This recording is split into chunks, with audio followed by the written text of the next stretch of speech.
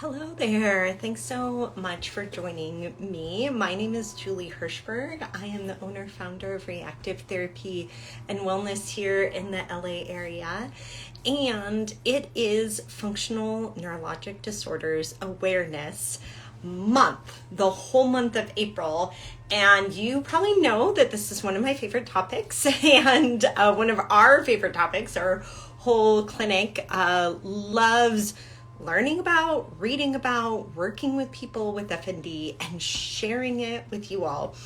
And since it is FND Awareness Month, and I've gotten a lot of emails with questions and just people even sending me DMs with questions, I thought I would do a Q&A. So by the way, if you're here live, shoot me a message, put it in a comment. I'd love to answer your questions.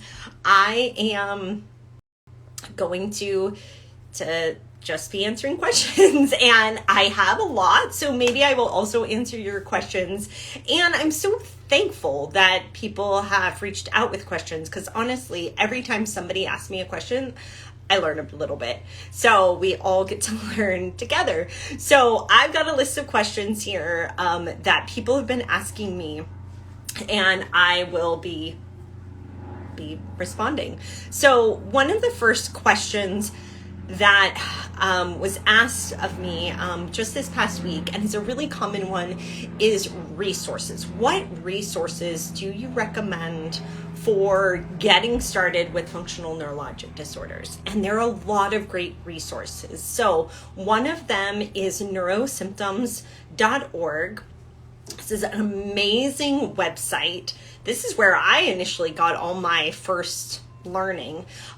Great website put together by John Stone with great resources on every kind of functional symptom. So sensory systems, motor symptoms, seizures, all the different symptoms, how they occur, videos, educational pieces, where to find assistance as well. So neurosymptoms.org. As a professional, I really love the FND Society. I just signed up to go to their conference in June. I'm really excited. If you're in the Boston area and you're going to go to that conference, let me know. I want to catch up with you. Our team at Re+active has submitted a couple of posters and case presentations for it as well. So the FND Society is another great resource. They've put on a whole host of free webinars. I've gone to every single one. They're really informative from leading researchers in the field. So I highly recommend that website. So neurosymptoms.org, FND Society, and then FND Hope is another great resource. They actually have a searchable database of providers too. So I know I get maybe a half dozen emails a week of like, I'm looking for a provider in my area. Do you know anybody? And so this is a great resource. FND Hope is what that's called. So those are websites that I highly recommend for FND resources. There are a lot of articles. So if you're on my newsletter, on the Re+active newsletter, every Friday we send out our videos and resources and articles.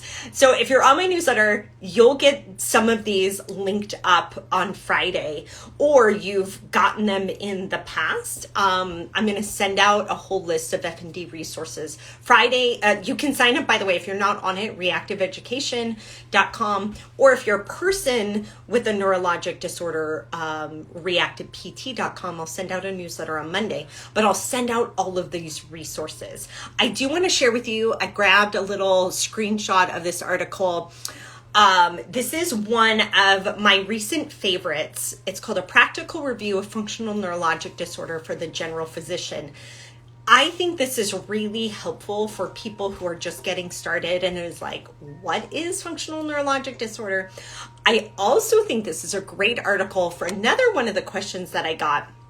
This question really bums me out, but it's so common. This person asked how to talk with medical professionals that might not know FND or deal with medical professionals that think it is fake. So first of all, not fair to you that is happening. It's also really common, and it's one of the reasons I get on here and share every week because we need to be done with this people thinking that this is fake or it's made up or it's not real or it's in your head, right? So this particular article I love because I think it can really facilitate that discussion with a medical provider who maybe isn't agreeing with you and thinks this is fake. It provides you loads of resources and ammunition to say, look, this is a real disorder. Here's what it is. Here's what's happening. I think it can really facilitate discussion, and it's written for the general physician. Another article that I really love, and I'm going to grab this here. I actually referenced this article in our blog post. So I got on, I shared that we have a functional movement disorders, FMD blog post on FMD assessment. We have that on our website now. You can just go to reactivept.com/blog. And I referenced this particular article, great article just from 2021 that summarized some of the pathophysiology of functional movement disorders. And this actually brought me to another question that somebody asked today, which was, do you have some great resources for functional MRI? This article that I really love brings together all of the resources, or not all of the resources, all of the literature on functional MRI and the potential pathophysiology of FMD. And particularly if you look at these areas, it summarizes some of the literature that shows some of the underlying mechanisms. So altered sense of agency, altered emotional processing, structural changes in the brain, impaired top-down regulation. All of these are coming out as kind of functional signatures in the brain that show up with functional MRI imaging. Now, I know this is not done diagnostically. That's not how it's set up at the moment, but it does inform us a lot about the changes that are happening in the brain in a functional neurologic disorder. So I highly recommend this article. And again, if you're on our newsletter, I'll send out links to this article and then the one as well for the practical review for the general physician. Both I highly recommend. Other things that I recommend are, here, I'll stop sharing this picture here. There is a great consensus recommendation for PTs, for OTs, and for speech therapists. I think those consensus recommendations are a really great start for functional neurologic disorders if you're new to that as well. Really great articles. Okay, so I went through videos that I recommend, websites that I recommend, articles that I recommend. How about reading? Like maybe you want a whole book. And so I have a few. Now, there is actually a textbook that just came out. I haven't gotten it yet on functional neurologic disorders. So if you're a healthcare provider, super helpful. These books I think that I'm going to show you are helpful for a healthcare provider or for a person or their family. I love these. When I read The Body Keeps Score by Bessel van der Kolk, oh gosh, probably about 7 years ago, really changed how I thought about the brain and body, mind-body connection.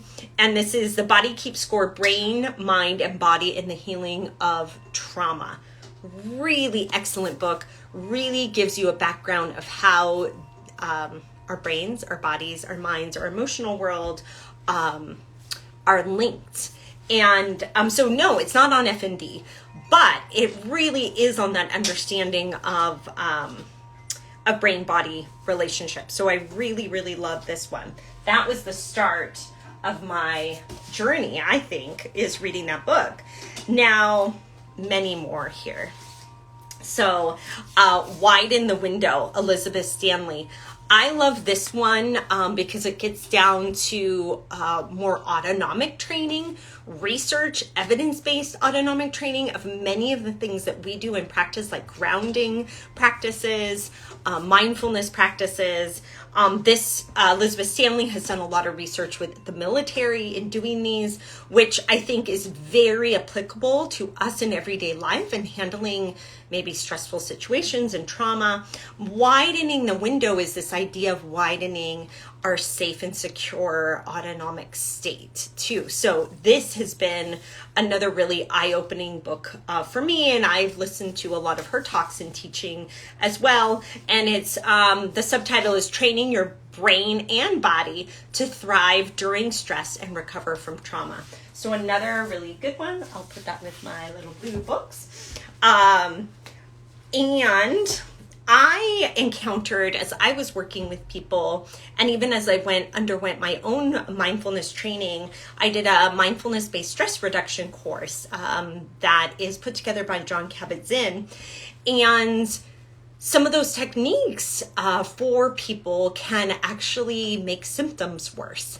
And so if you're one of those people, or if you've encountered people like that, I think this book, Trauma Sensitive Mindfulness, is really helpful.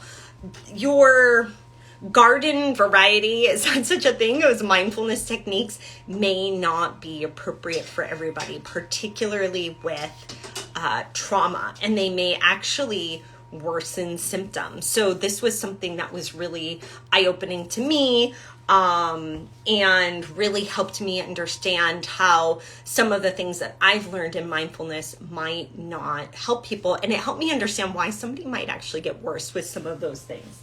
So really like that one.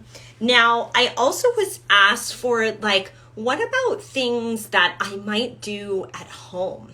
So, I've got many recommendations, but I got a couple of books that I do really love. And one of them is the Post-Traumatic Growth Guidebook.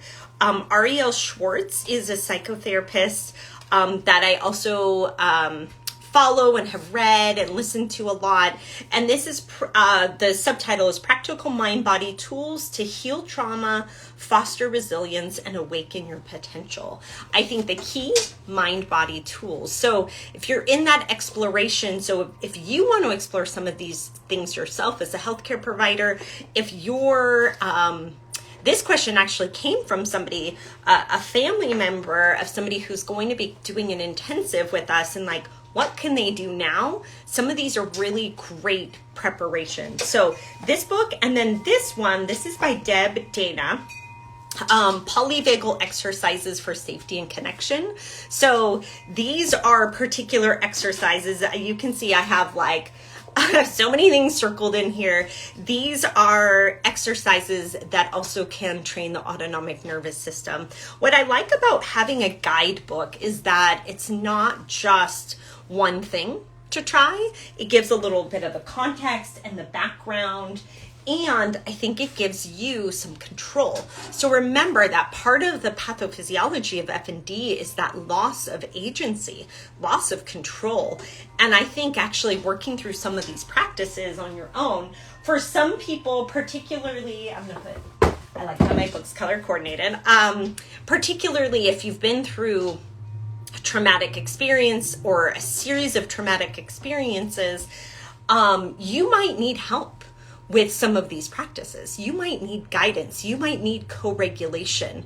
So that is my disclaimer with a lot of these things. Even the breath practices can actually be make some symptoms worse. So while I love all the autonomic practices, and we have a couple of free autonomic downloads actually of one is a guided imagery, another is a guided breath practice.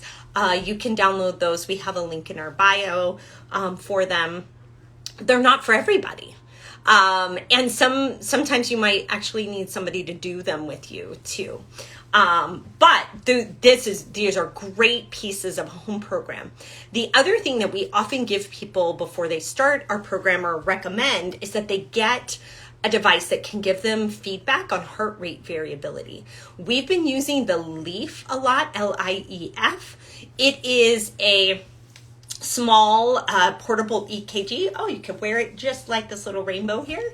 And it measures heart rate variability, and it gives biofeedback on that heart rate variability. So if your heart rate variability is dipping, it will actually give you a little nudge. It'll vibrate and lead you through a guided breath practice to increase your heart rate variability. So I could talk a lot about heart rate variability, but that is for another time. But again, it's a measure of our autonomic nervous system. And if people are looking for something to do as they get ready or as they just want to work on their autonomic nervous system, I think using the leaf is a great tool for that. Okay, so let's see. We talked about resources, a lot of resources. One final resource I want to tell you about is we have a whole YouTube playlist of all of my live videos, all of Re+active's live videos on functional neurologic disorders. You can get that on our YouTube. There's a link in our bio for that. So we've got websites, books, lots of articles, and videos as well. We talk about this a lot. So we talked about home programs. We talked about talking to medical professionals. I got another really great question here. And this was on testing out for functional neurologic disorders. And this was a really great question about the Hoover test. So let me give you some background. The Hoover test is one test that has been fairly reliable in testing out for functional weakness. And essentially what it is it's really an attention test, an external focus test, and also brings in this idea of reciprocal activation in the lower extremities. So what you might do is ask somebody to lift their leg into resistance or push down into the floor. That's more commonly what I do. And I put my hand underneath their leg, ask them to push down. If somebody has functional weakness, it's really hard to access that strength in that test because you're drawing a lot of attention to the leg. Remember the pathophysiology: self-agency, autonomy, control, and attention.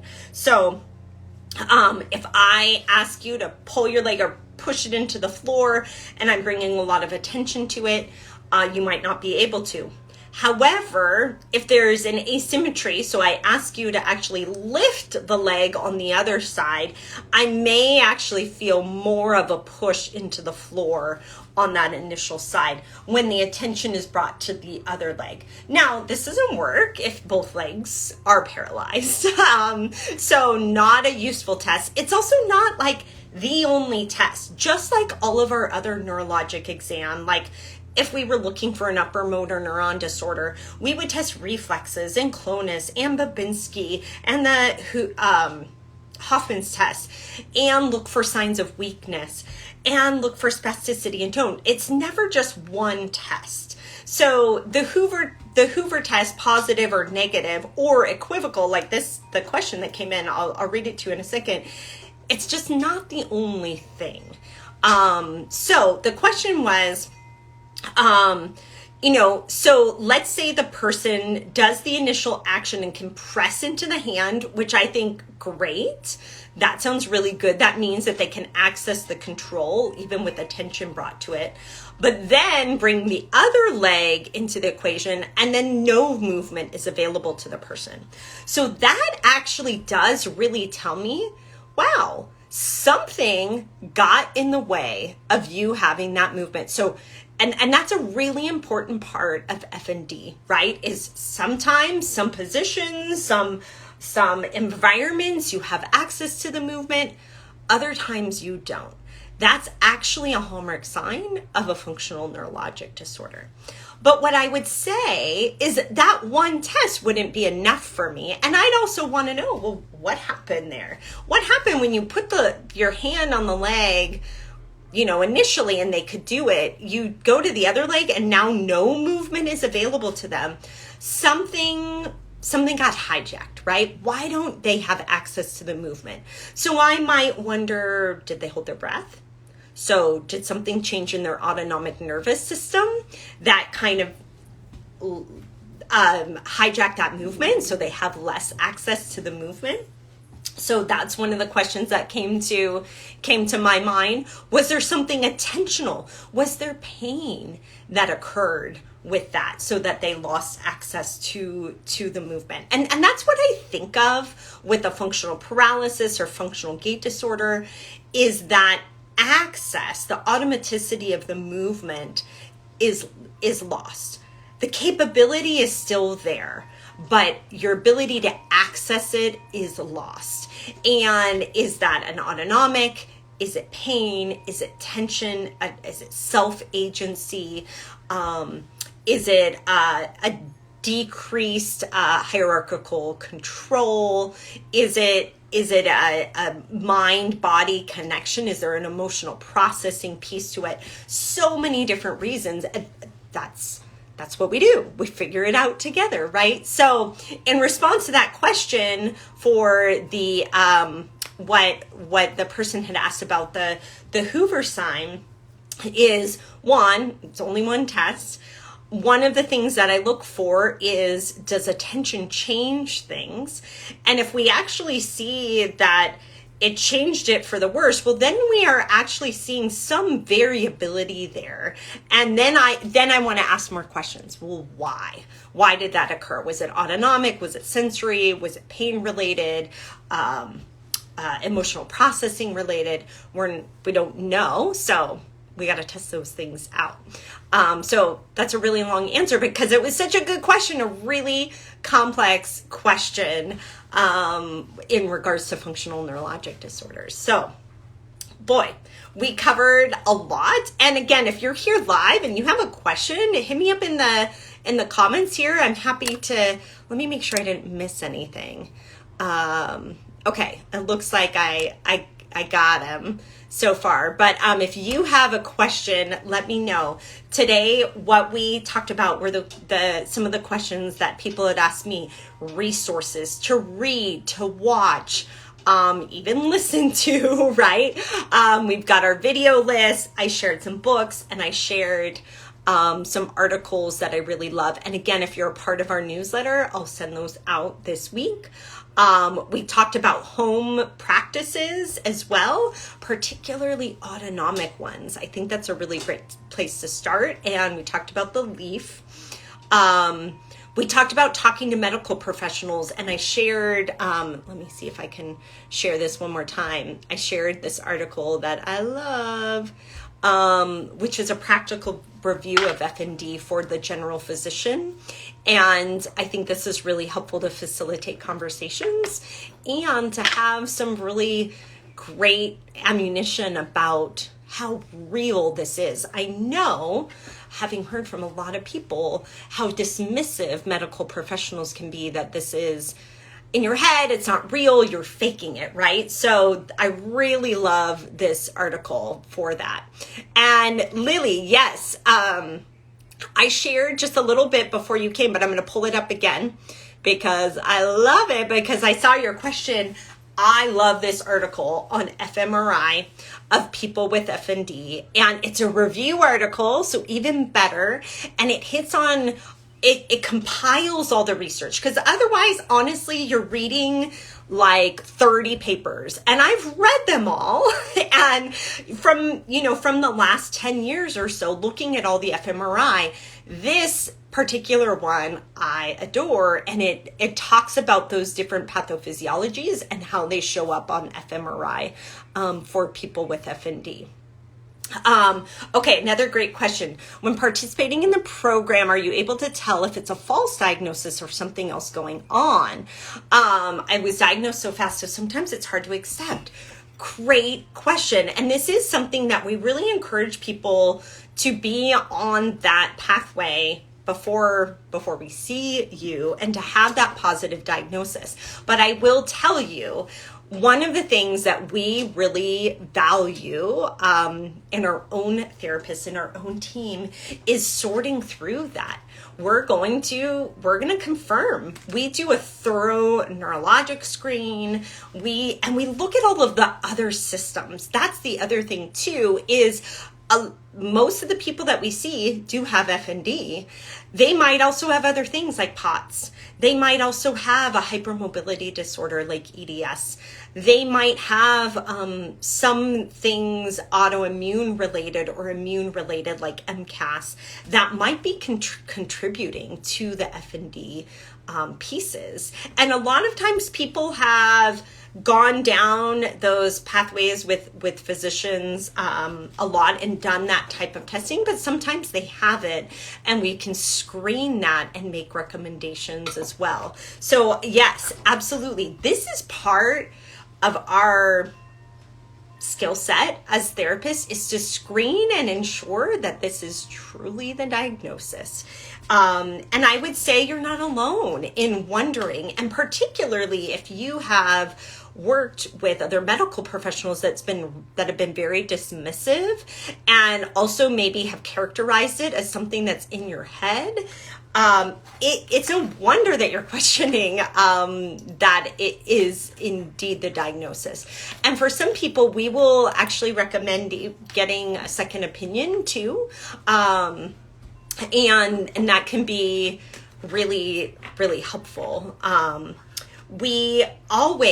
Now, functional neurologic disorders are a real disorder and they are a positive diagnosis. So yes, there is a component of ruling out other diagnoses, but they can also, it's a diagnosis that can be made on positive clinical signs, like the Hoover sign, like looking at what changes with an external focus, looking at what changes with the autonomic nervous system. So there are actually very particular patterns of weakness and movement that are characteristic of functional neurologic disorders. So with the right neurologist and the right physician, they can make an absolute positive diagnosis. Now, most people also go through a slew of tests, EMGs and nerve conduction studies and MRIs and CT scans and lumbar punctures. Often they're going through all of that as well. And those are things that are also really important to rule out other causes. Okay, I think I have time to take one more question because I'm going to take my daughter to practice tonight. So what's your favorite way to explain FND, or your favorite educational pieces? Ooh, that's a big one, Lily. And I feel like maybe we should do another live on that because I have a lot of different ways, because I think it depends on who I'm talking to. So when I first started out, I used the software hardware analogy a lot, and it's not my favorite anymore. I'm working with a young person right now, and she is an artist. She actually drew this really great puppet analogy where it was like the brain were the hands and all the strings were the nerves controlling the body, and there was just this disconnect between them, and it was making her move all sorts of weird ways, and I really loved that. So that's something that I've been really drawing from the people that I talk to, and seeing what kind of, I love a good analogy, what kind of thing really resonates for the person. And then, I love our river runneth over. So that's another thing that we use a lot to talk about the nervous system. So that's probably one of my favorite educational pieces. So I have to run and take my daughter to practice, to be continued. So we'll continue this week with many more questions. Thank you so much for these great questions. Keep them coming because I want to answer them. It's FND Awareness Month, and we're going to conquer this together. So thank you so much for joining me today, and I will catch you soon.